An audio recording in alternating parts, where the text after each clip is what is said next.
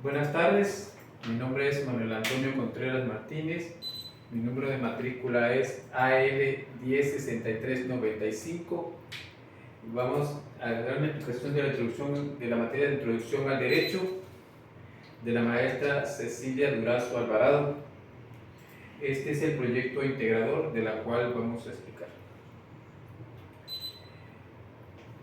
Entre la parte de lo que me está solicitando aquí, me dice que explique los conceptos de Estado, testamento, sucesión, constitución, garantías individuales, soberanía, obligaciones y contratos. En el punto número 1 que dice Estado, aquí la explicación dice la organización política y jurídica que ejerce el poder en un territorio determinado, con instituciones que regulan la vida social, económica y política de sus habitantes. En el segundo concepto, que me explica testamento, que este es un documento legal donde una persona expresa su voluntad sobre cómo se deben distribuir sus bienes y derechos después de su muerte. En el tercer concepto, que me explica sucesión, pues aquí es un proceso legal del cual los bienes, derechos y obligaciones de una persona fallecida se transfieren a sus herederos o legatarios. En el tercer concepto, que me dice constitución, esta es la norma suprema de un país que establece los principios fundamentales, la organización del Estado y su libertad y dignidad.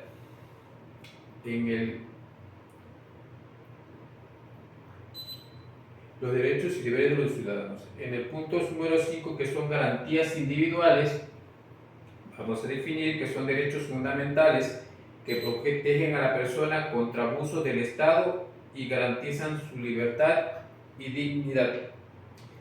En el sexto concepto, que me dice que estamos ahí hablando de soberanía, aquí explica que es la capacidad del Estado para gobernarse a sí mismo y tomar decisiones sin interferencias externas. En el siguiente concepto, que nos implica que son obligaciones, ahí definimos que son deberes jurídicos que una persona tiene para con otra. Que puede incluir el cumplimiento de contratos, el pago de deudas, etc.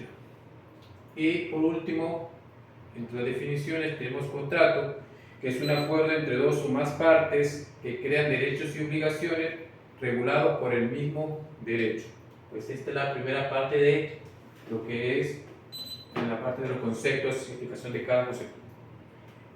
La siguiente pregunta me dice: ¿en qué situación se puede extinguir una obligación jurídica? Una obligación jurídica puede extinguirse por cumplimiento cuando se realiza lo acordado, por acuerdo mutuo entre las partes, por imposibilidad de cumplimiento por razones ajenas a las partes o por muerte del deudor en algunos casos. En el tercer punto me dice qué situaciones se evitan con la firma de un contrato de compraventa de un bien inmueble. La firma de un contrato se puede evitar disputas sobre la propiedad, establece claramente las condiciones de la venta, entre que estamos hablando de precios, plazos, responsabilidades, y protege a ambas partes en caso de algún incumplimiento. En el siguiente punto me pide aquí los tipos de contrato que existen. Aquí les puse yo una gráfica, los tipos de contrato, de la cual tenemos contrato de compraventa, contratos de arrendamiento, contratos de trabajo, contratos de servicio o contratos de préstamos. ¿Sí? En el punto número 4 me piden, lógicamente, cuáles son los tipos de contrato de compraventa. Y aquí en el concepto dice: el contrato de compraventa es un contrato bilateral, ya que involucra obligaciones por ambas partes. El vendedor debe entregar el bien y el comprador debe pagar el precio acordado. Y por último me de las preguntas que tengo que explicar, me dice, menciona algunas situaciones reales en las que no se firma un contrato, pero que sea importante que se aplique. Entre las situaciones, lógicamente, estamos hablando en arrendamientos informales de vivienda, en acuerdos verbales sobre trabajos o servicios, promesas de pago entre amigos o familiares y colaboraciones o alianzas comerciales sin documento formal.